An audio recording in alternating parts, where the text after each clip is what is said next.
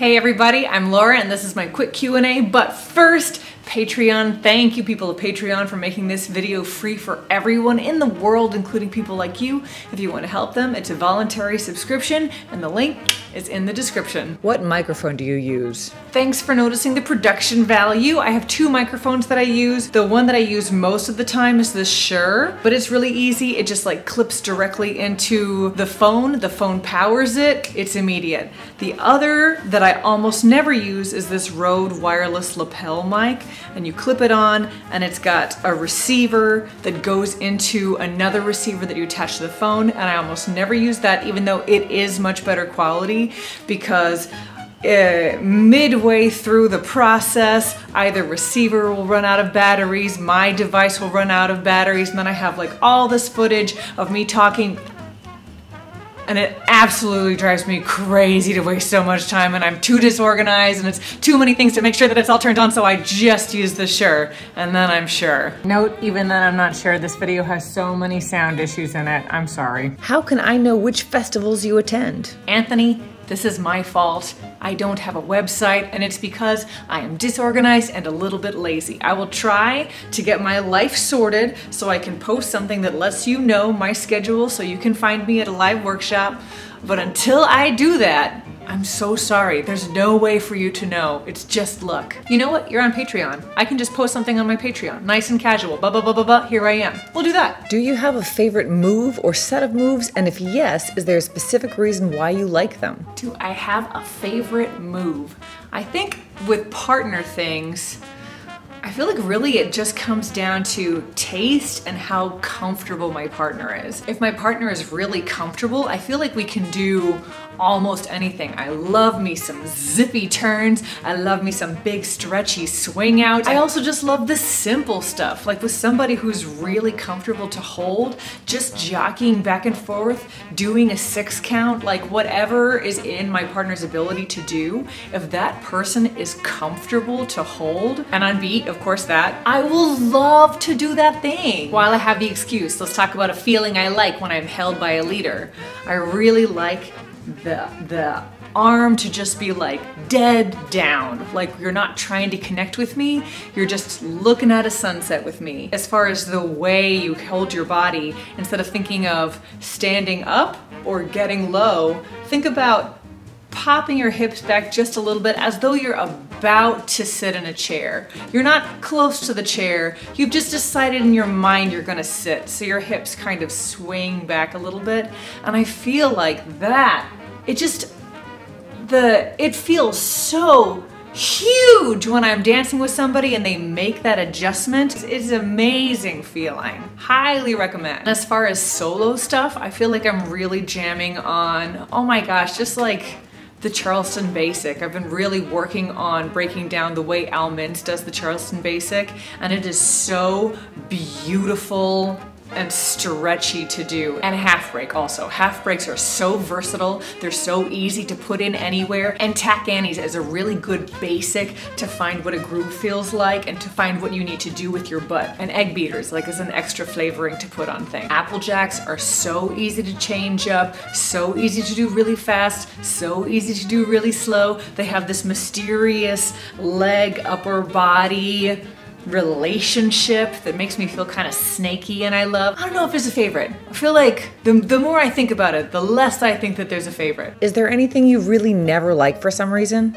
For me, I don't prefer it when a leader leads the swing out such that I don't feel supported in open position, such that I don't feel that I can successfully do swivels. At this point, I put a lot of practice into my swivels. I'm really proud of them. I can do them really fast, but if I feel like I need to do a rock step instead because I don't really feel caught, I feel like that's kind of a sadness for me if it happens, if it seems like that's the leader's basic. And for myself, sometimes I get mad at myself because I start doing all these variations when, like, really it would be better if I just did a swivel. Beware the allure of fancy things, right? Like there's this competition where Nina Wilkinson goes in there and she's wearing a blue dress. The video is from ALHC 2007 and I would show it to you, but it has since been listed as private.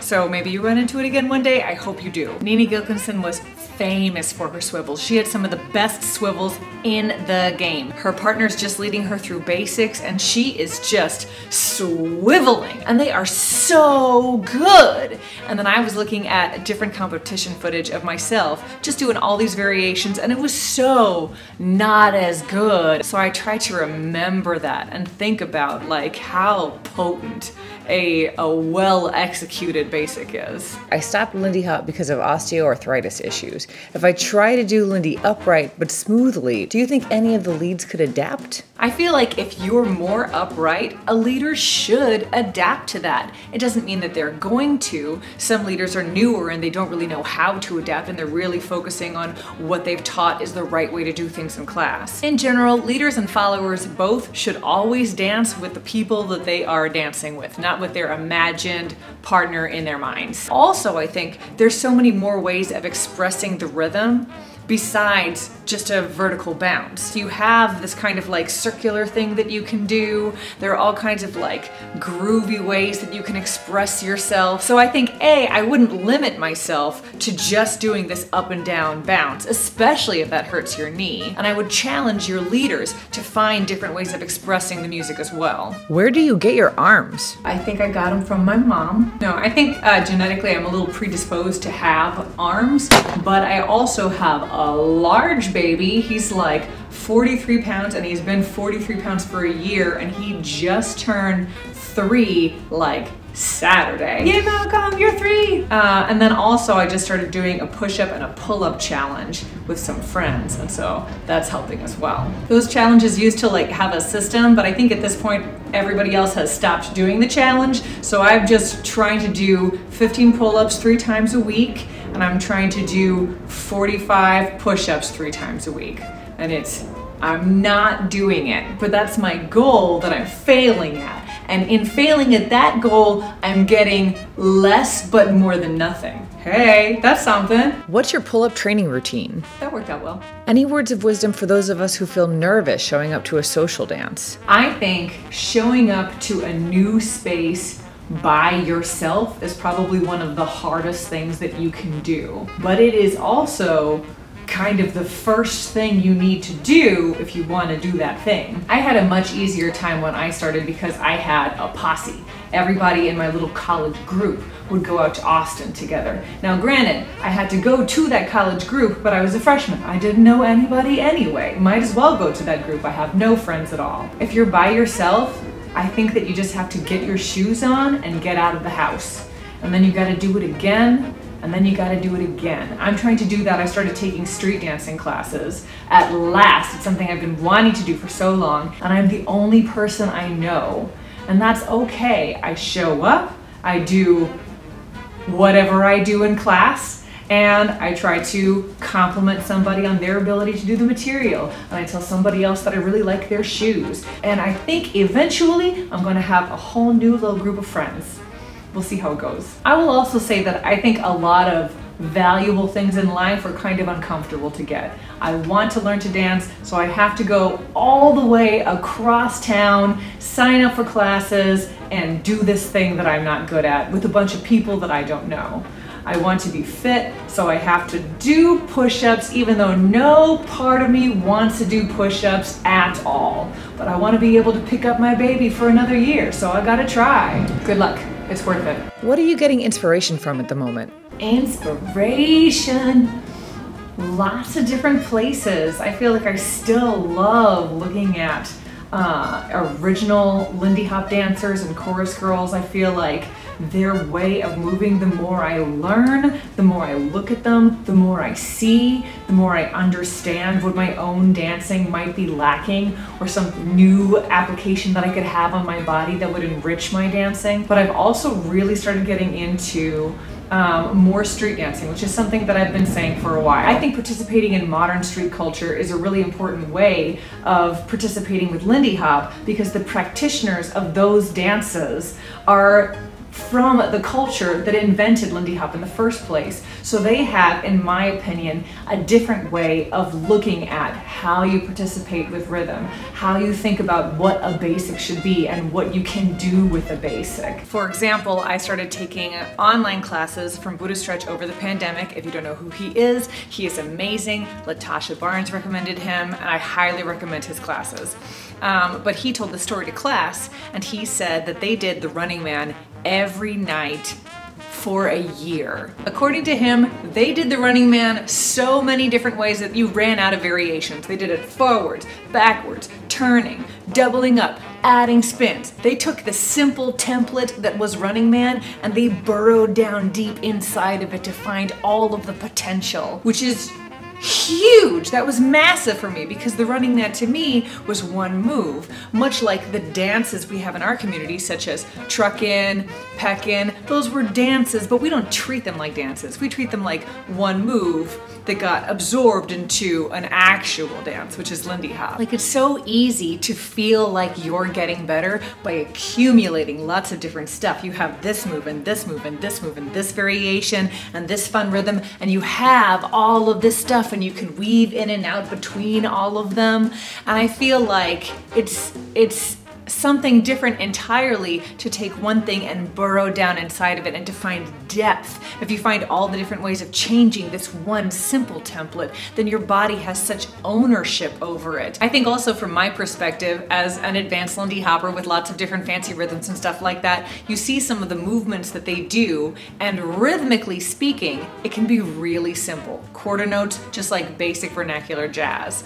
But the way it's done has such maturity. It's not something that you're going to learn over a 1-hour class. It's something that your body takes hours and a lifetime to build. Tain what you do, it's the way that you do it. The longer I dance, the more I think that that's not just a cute song that we do the shim sham to, it is the philosophy of life. Tain what you do, it's the way that you do it. Now, I know I'm sounding like a crazy person. I'm also getting a lot of inspiration from actually Christy J's book, Between the Beats. I started reading this because I wanted to learn why when you think of jazz dancing, or when the layperson thinks of jazz dancing, they might think of like jazz and Fosse and something that would be on a Broadway stage, and they don't think of vernacular jazz, which arguably was the original jazz. Why wouldn't that be called jazz? And then the other jazzes would have some other offshoot name. Still working on finding the components of that answer. Stay tuned, but one of the things that Christy J talks about is the efforts of Marshall Stearns and Murrah Den. They really wanted to show Lindy Hop and vernacular jazz as like a true American art form, one of the only original American art forms, which I also think is very, very important. They loved Lindy Hop. They thought it was so important, but one of the ways that they tried to educate the public about Lindy Hop, from my understanding, is to show it as a timepiece. They would have Al Minns and Leon James come in and dance the different dances and say this is what this was and this is what that was. They did a lot of really excellent work. But when Al Minns and Leon James talked about the dance separately, whenever they would do performances, their emphasis was presenting Lindy Hop and vernacular jazz as a contemporary, modern, living, breathing dance, not a historical timepiece. I feel like the mindset that Lindy Hop is a historical timepiece is part of what is, in my opinion, wrong with Lindy Hop today. I live in New York. I do all kinds of gigs where I'm a Lindy Hopper, but I'm not really a Lindy Hopper. I'm dressed as a flapper and I have a wig and I have fake eyelashes. I'm dancing to sometimes jazz, sometimes electro swing, sometimes just random things. You guys, New York gig life is so entertaining. But I feel like this reduction and misunderstanding of history is part of what can make Lindy Hop to outside audiences just kind of cheesy. I don't know that street dance would have that same misrepresentation because it is not a dance of the past. It is a dance of now.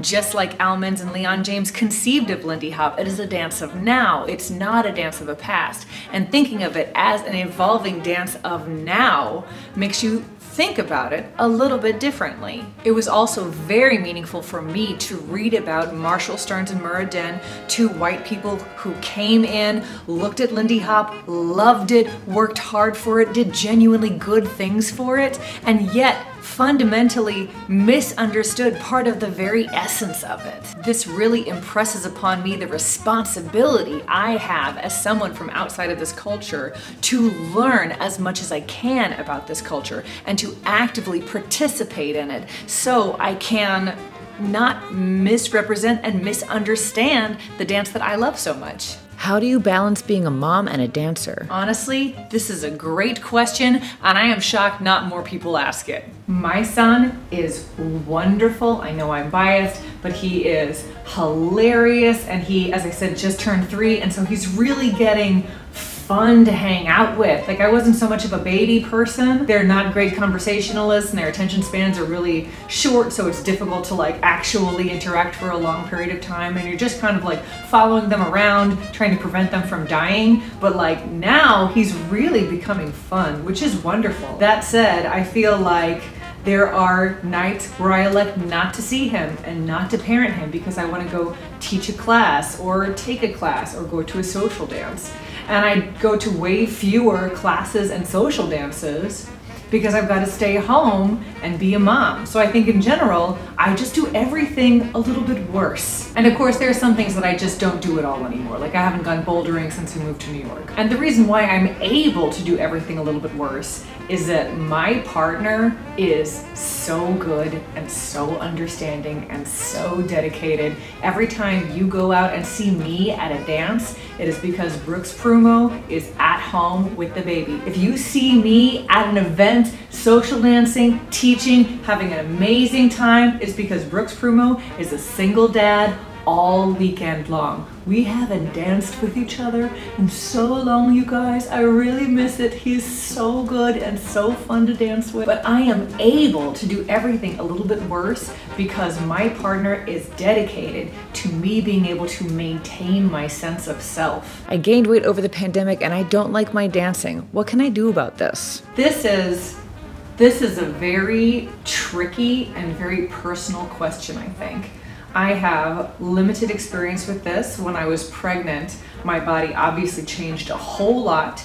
I continued to dance, and it was very difficult for me. I wasn't able to be as agile as I was before because I had all of this extra weight, and moving around was less possible and honestly more painful. Now, something I could have done is tried to figure out how to dance in my new body. I think that's one of the things that I love about Lindy Hop is I believe no matter what you look like and who you are, you can figure out how to show what you have. Now, obviously this is easier if your body fits a certain template because other people have come before you and shown you how to be a compelling mover. If you don't fit in that template, it doesn't mean that you can't be a compelling mover. It just means that you have to investigate how you can be a compelling mover. What can your body do? What are your assets? What do you enjoy? Probably if you enjoy it, other people will enjoy it too. That said, I didn't go down that path when I was pregnant.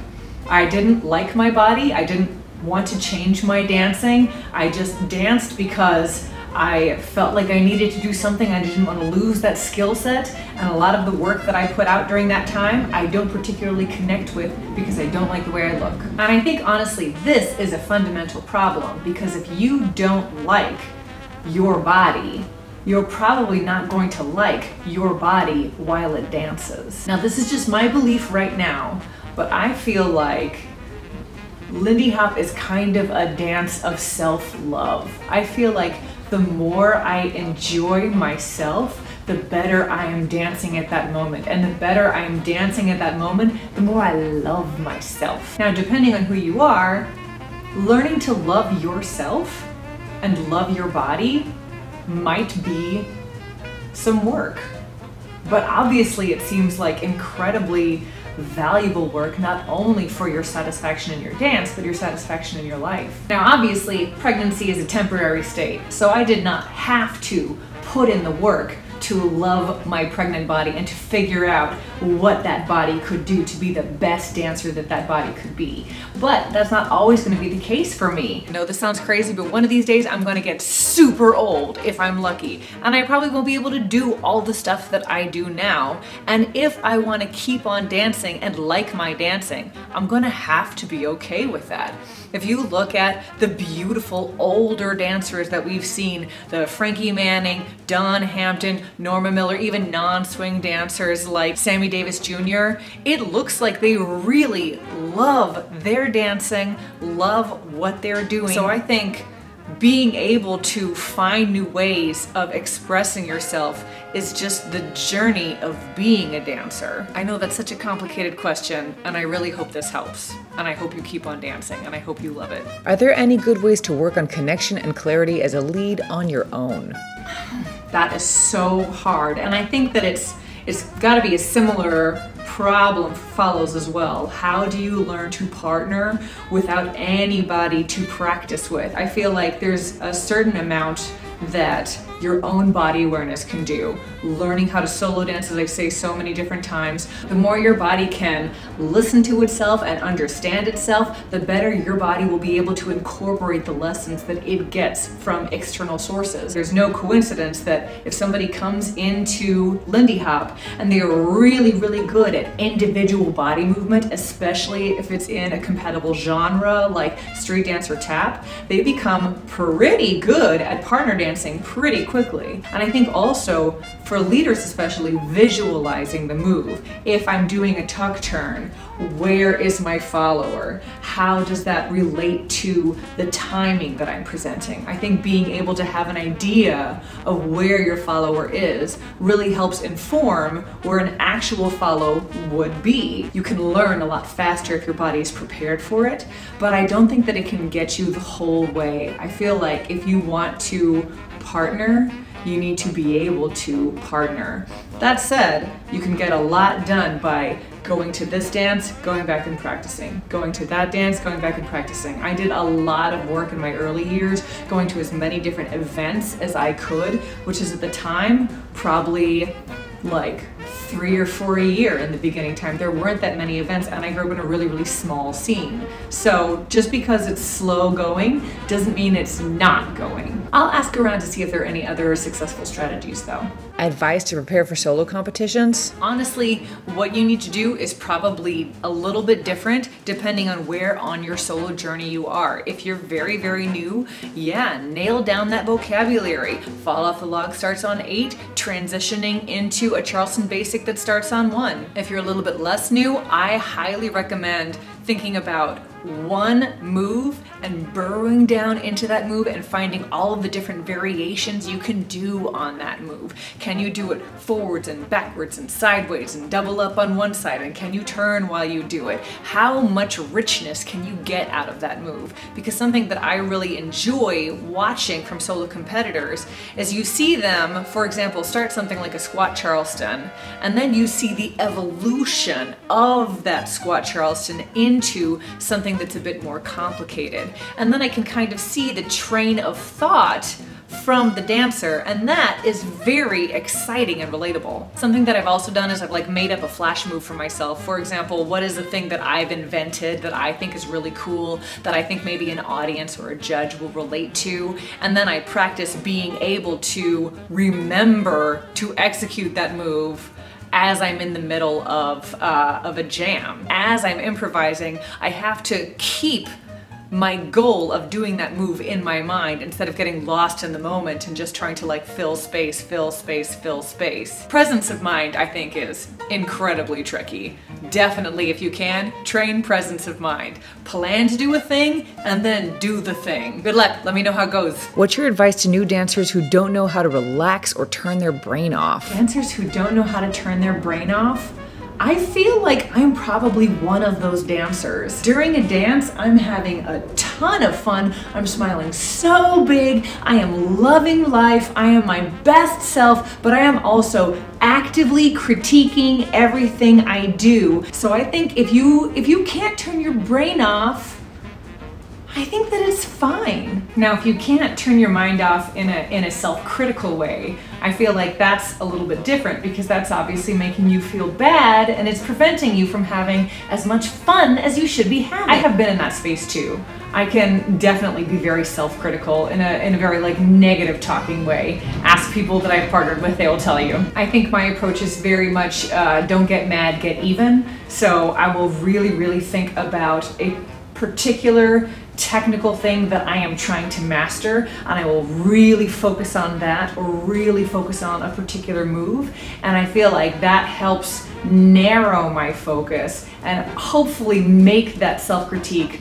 productive. I hope that helps. Love yourself and dance. Do you have a regular partner for lessons and festivals? If you don't, how do you find someone to teach with, and how do you prepare? I do not have a regular partner. Most of the time what happens with me is an organizer will hire me with somebody, and that partner has to be approved by me. Obviously, I'm sure it's the same for the person they've hired me with, or they'll hire me and they'll ask who I want to teach with. In that case, I have a list of people that I've taught with before that I enjoy teaching with, and I also have a list of people I haven't worked with, but I'm pretty sure it would be good if we did work together. How do we prepare?